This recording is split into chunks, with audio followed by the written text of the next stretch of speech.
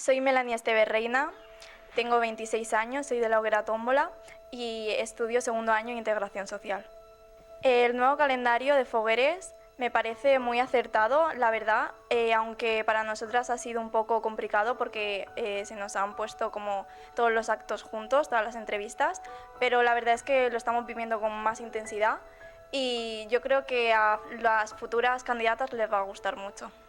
Mi acto favorito de la Semana de Hogueras es la ofrenda de flores y la nit de la crema porque me parecen que son actos en los que, como belleza, los vives intensamente y con mucha emoción.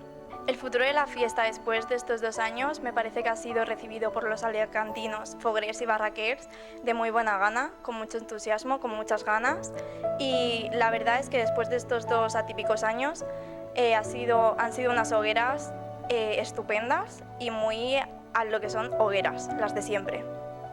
¿A quién le dedico mi año? Se lo dedico a mi familia, porque es la que ha estado conmigo durante todo este tiempo apoyándome, pero en especial se lo dedico a mis 2 tíos, que fueron los que me inscribieron en la hoguera con 3 añitos, y gracias a ellos tengo este amor por la fiesta. Y un saludo para mis tomboleros, quiero agradeceros el haber confiado en mí para representaros y espero haber estado a la altura. Muchos besos.